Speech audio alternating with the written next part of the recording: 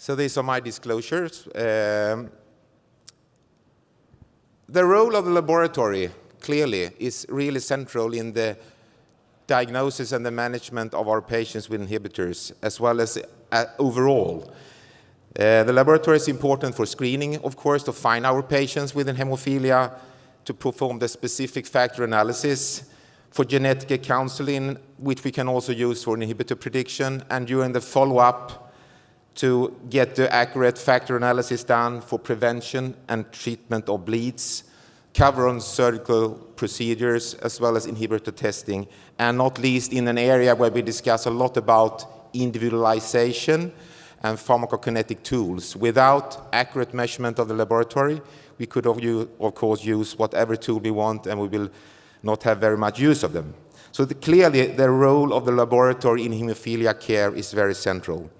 And I also just want to remind us all about the complexity of the hemostatic procedure, from the primary hemostasis, secondary hemostasis, combined with the fibrinolytic procedure. So whatever we do, whatever we measure in the laboratory, we can never reflect completely what's actually happening in vivo. And whatever assay we are using as well, there will always be a sensitivity of that assay, a specificity of that assay, where we put a certain cutoff. And we have always to be aware that there might be things that we will not detect with the assay we use. So this is important to keep in mind, I think. So first of all, a few comments on when should we perform these inhibitor testing in the little child and in older ages. This data is from the European PEDNET group. We show from their study comparing prophylaxis with on-demand that the majority of the inhibitors develop within the 21st exposures.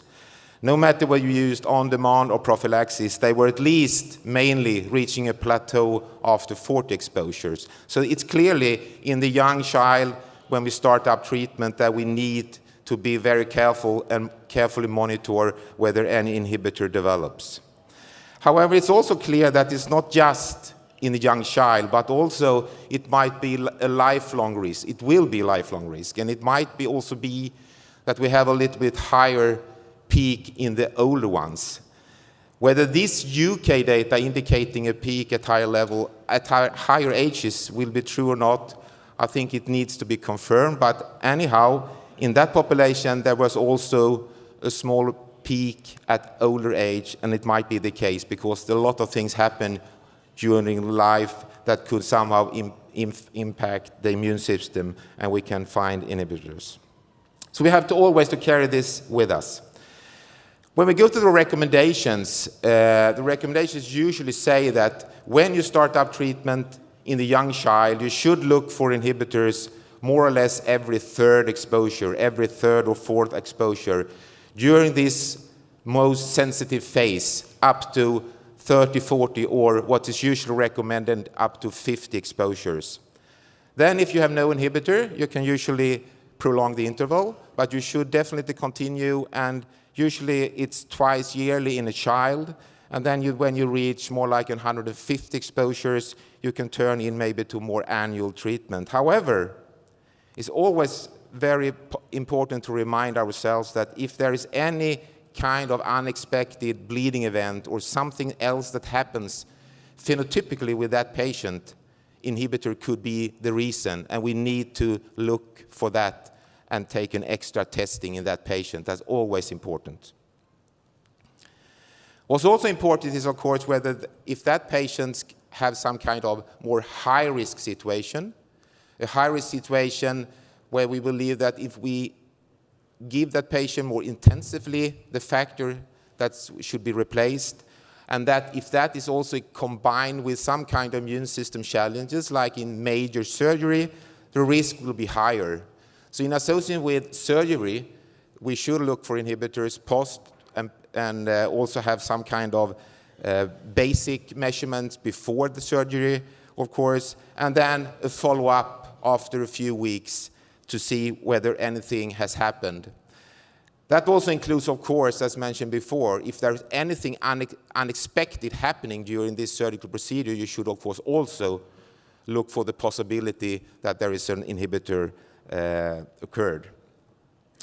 What about the switching to a new concentrate then? Well, I think that we have data enough to say that if we switch from one product to another, where we have not mutated the molecule or done something more basic change with the molecule, the switch from one standard product to another per se does not seem to confer a risk for inhibitor. I think we have enough data to suggest that.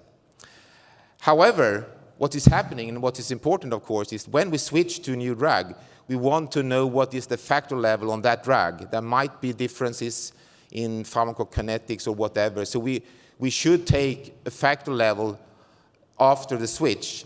And by doing that, we will, of course, also get an indirect idea whether there might be something happening or not. Because if that level is lower than we would expect, we should, of course, also try to find out whether there could be some antibody that has been produced after the switch.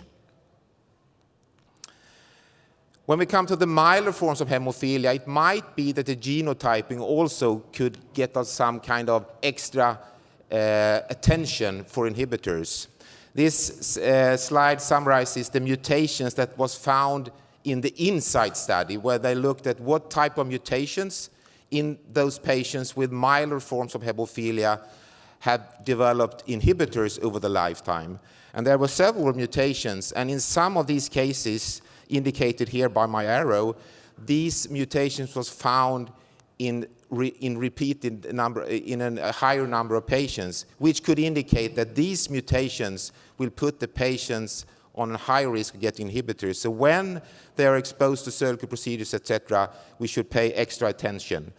Maybe it's not so easy, though, to genotype for everyone, for all patients, but if that's possible in the lab and we know the mutation, this should give us some kind of information maybe that this patient could be at a higher risk after this surgical procedure to produce an antibody.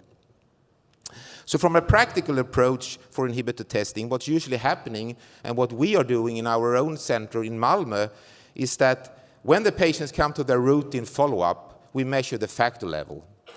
So if the factor level would be, we would expect it to be based on the previous dose, and we have no change in the bleeding phenotype, we are satisfied with that, and we will not measure and perform an inhibitor test.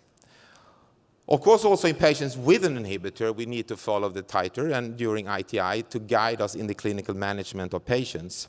But it's important to stress, I think, that we should never, at least in the naive patients or in the one without any previous known inhibitor, that you should not rely on just one test. We need to repeat the test. And we also, preferable, needs to combine this test indicating a titer, not least when it's a low titer inhibitor, with some kind of PK evaluation and or an immunological assay, and I will come back to that later on. So this is more like the practical approach when to use these tests. Then we come to how to perform these tests, and what are the pitfalls, what are the problems that the laboratory can see with these tests. The first measurement of inhibitor as such was in the late 1950s. It was reported by Bix and Bidwell in UK, an inhibitor assay where they used bovine concentrate in a two-stage assay. This assay lacked some reliability, and it was improved. And in 1975, Casper and colleagues presented the Bethesda assay, which is still basically the way we test for inhibitors, which improved the sensibility and reliability, and this is based on the one-stage clotting assay.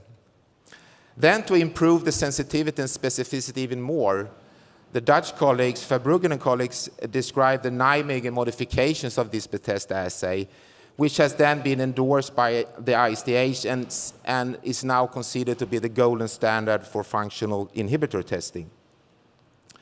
Before discussing these specific tests, however, it's important also to stress that in a very easy way, in a non-specialized laboratory, we can get clear indications that there might be antibodies involved in a patient sample. And that is with a mixing study, where we mix 50-50, 1-to-1 patient plasma with normal plasma, And if the prolonged APTT time in that patient will be corrected, it indicates that there is a factor deficiency. However, if it's still prolonged, there is an indication that there might be antibodies.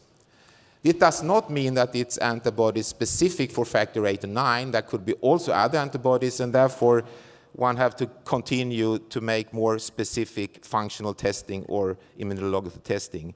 And one thing that is very important as well as a differential diagnosis to this is lupus anticoagulants. So in the workup, early workup in a laboratory, it's of value to include also a test specific for lupus anticoagulants early on, so one can exclude that this is what prolongs the APTT time.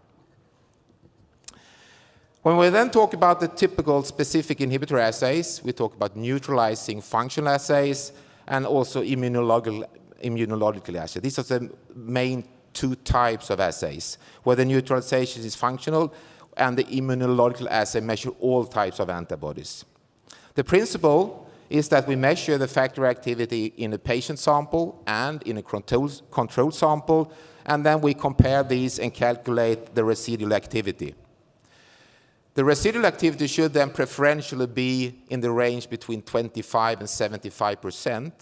And if it's less than 25%, it means that we have so much inhibitor in that sample, so we should dilute that sample more.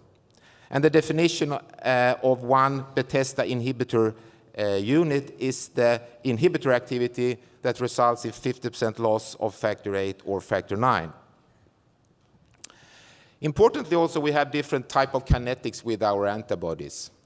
In the congenital hemophilia patients, we usually see type 8 kinetics, which is antibodies which has a kinetic which is dose-dependent, and it completely inactivates the factor 8 and 9 activity.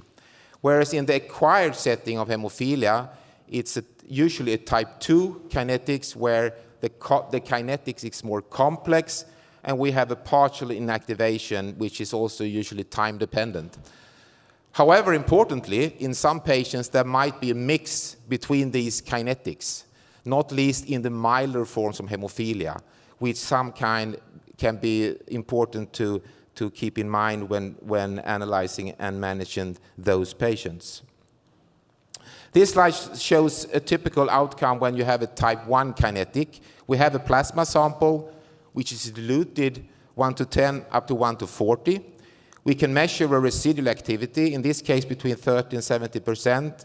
And then by multiplying with the dilution, we end up with a similar inhibitor titer, no matter how much we dilute the sample. That is typical for the type 1 kinetic antibody, which is not the case when we have a type 2 antibody, which we have in this case with the plasma B. Here, once again, 3 dilutions, and we measure a residual activity, as you see, around 50% in all of them. But when we then multiply with the dilution, the titer goes up. So here it's important to stop and not continue to dilute the sample, because we will get a false high titer of that type 2 antibody. Going back again to the modifications done from the Nijmegen or suggested to improve the specificity of this analysis, there were 2 main things done. First, it was to introduce the buffered normal plasma, and then also to use factor 8 deficient plasma in the factor 8 analysis, and not just buffer.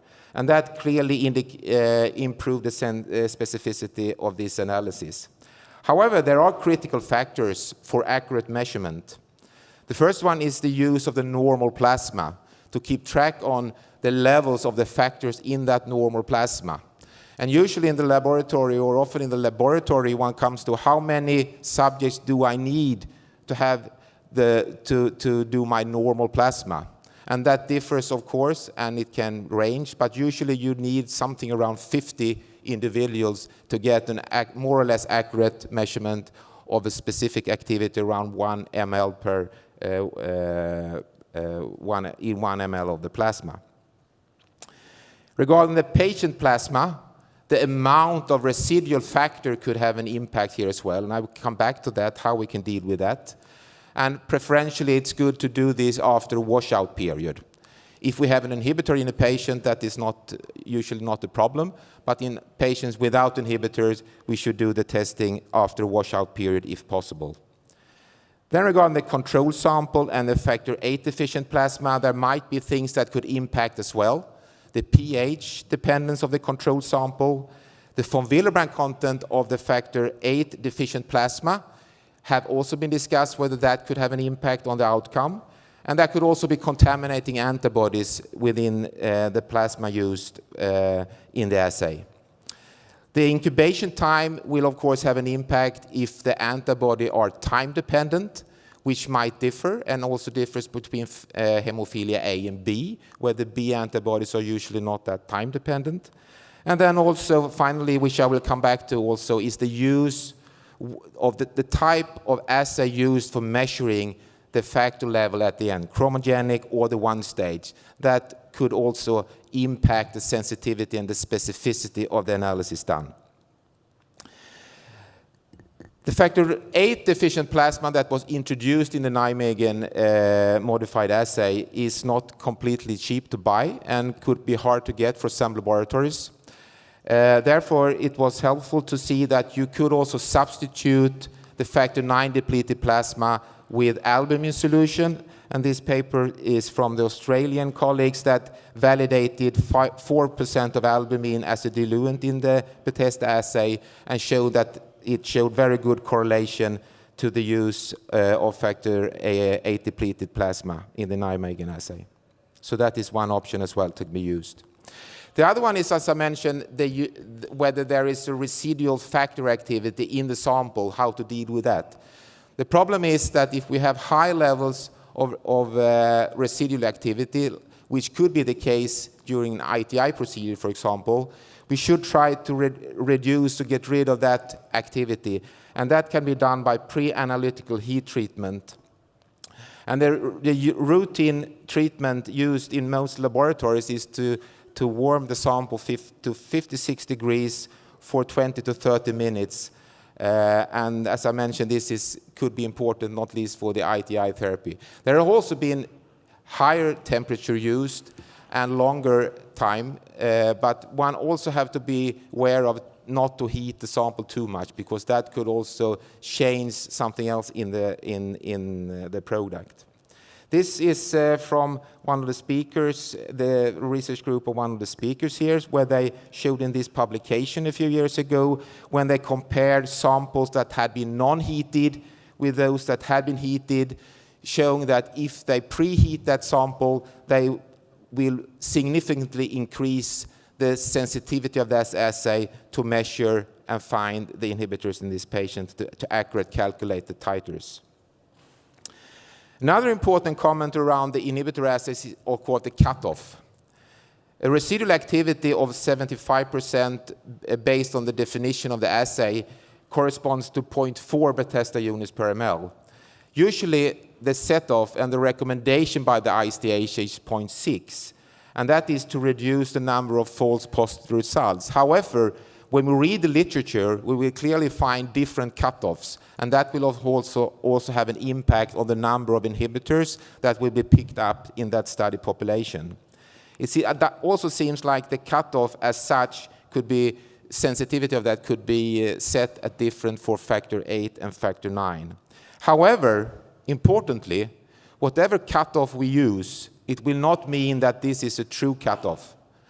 Even in the case where we have a titer below 0.6, that we say there is no inhibitor, there might be inhibitor antibodies at low titer, at low concentration, or antibodies with lower affinity, or non-inhibitory antibodies, which potentially could have an impact as well in the clinical management of our patients. So therefore, it could be of value, as mentioned before, to add some kind of PK evaluation, recovery or half-life or whatever, or to add some other type of assay immunological in the immunological setting. It has also been reported that you could improve the sensitivity of this assay, like was done in this paper a few years ago, where they described an assay where the plasma used was concentrated and used in a different ratio, and they also used a chromogenic assay to measure for the residual activity than the Onestage. And by using that assay, the cutoff was clearly lower and the much higher sensitivity of that assay. And they described the cutoff down as low as 0.03 in that report. So the improvement, the assays could be improved. Coming back again to the use of Onestage versus the chromogenic assay. These are clearly different. And since, for example, usually in the chromogenic assay, we dilute our sample more, the impact of lupus anticoagulants, etc., will be less.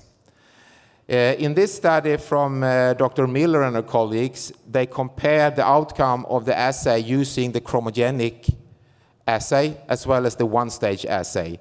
And what they could see is that 4 samples where they had a titer of 2 or higher, there were a very good correlation between the Onestage and the chromogenic assay. However, with lower ranges, there was not that good correlation. It seems like the chromogenic assay better correlates to what might be the case with an inhibitor in that plasma sample. I will come back to that also.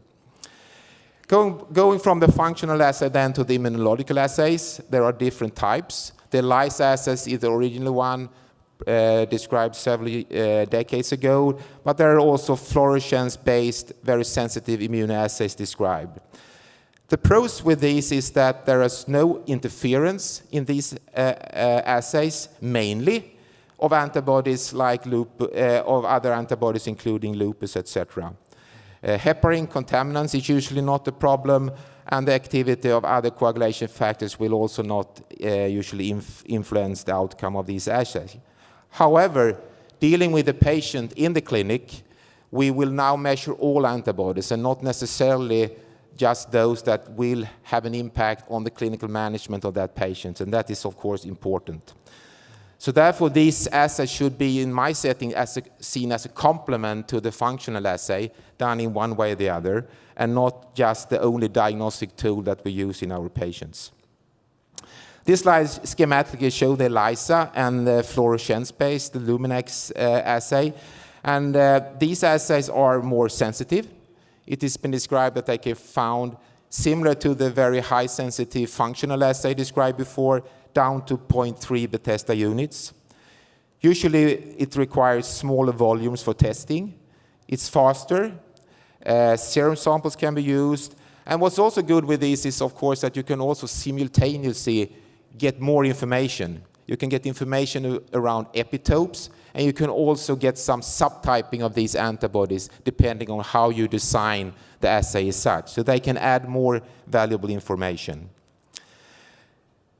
How well do they correlate then with the functional assays? In this paper in 2007, they compared the Bethesda outcome with the ELISA. And clearly, we have patients that turn out to be positive in the ELISA and negative in the Bethesda assay, and vice versa. And what could be the reason for that? Well, for those that are positive in the Bethesda, but negative in the ELISA, it should indicate that there are no antibodies. So maybe it could be a false positive one, or it could be the ELISA. And of course, in the ELISA, for example, it depends on how we coat the well. What do we put there? Could there be something that could recognize the antibody or not? Then in the other case, it's the typical case where we can have these low affinity antibodies, those with low inhibitor titer, and the non-inhibitory ones, which of course then will be negative in the Bethesda assay based on the cutoff we put there, but they will be picked up in an assay where we try to find all antibodies. Miller and colleagues also looked into and tried to correlate the outcome with these 3 different assays, the clot-based and the chromogenic functional assays, as well as the fluorescence assay. And they used 1,000 patient samples for the Nijmegen Bethesda correlations, and also almost 300 for the fluorescence assay.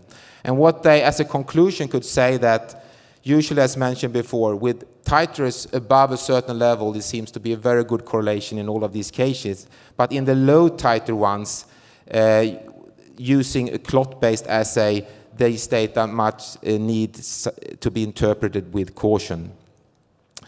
It's also important to add the subtyping.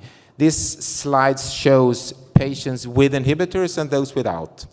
And typically, as you all know, is that in a patient where we have inhibitors, those usually are of the IgG4 subtypes to some degree. So in a patient with inhibitor, we usually find IgG1 and IgG4, also some IgG2 and 3, but in patients without inhibitors, there are no IgG4 in most settings. So by subtyping, using some kind of immunological assay, we can also get information out whether antibodies might be of the inhibitory type or not, and that's important. What about the new agents that come? Well, data on those are limited for the moment. It might be that with extended half-life products and those with very long half-lives, the washout period will be challenging. But the pre-analytical heat treatment may be of importance in this case and help us out. From my perspective, at least, the chromogenics clearly are recommended to use in these assays. And for the factor VIII mimetics, for the emicizumab, the chromogenics is the one to use, but it's also to stress there that we need to use bovine factors. But to use a chromogenic assay with bovine factors, we will be able also with this antibody to measure an inhibitor titer. Whatever we then discuss, there's different ways of measuring inhibitors in the laboratory. There is a huge interlaboratory variability, no matter whether we use the Nijmegen modifications or the Bethesda assay. So usually the coefficient of variance range between 30 to 50%. And therefore it's important to use internal and external quality assessment. In the everyday work of the laboratory, one should run inhibitor positive and negative test, but it's also important to use some kind of and participate in some kind of external quality assessment system, like the one showed on the slide here, because that assures a continuous follow-up and an accurate measurement of that.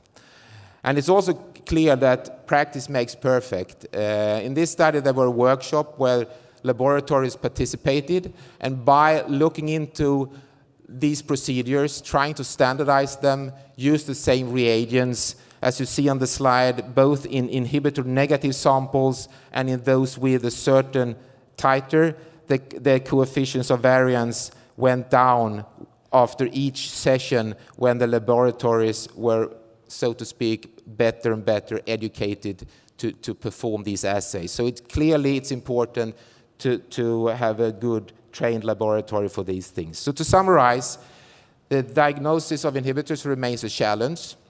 It's really important not to rely on just one single measurement, because whatever we do, there are pitfalls and there are things that could somehow fool us.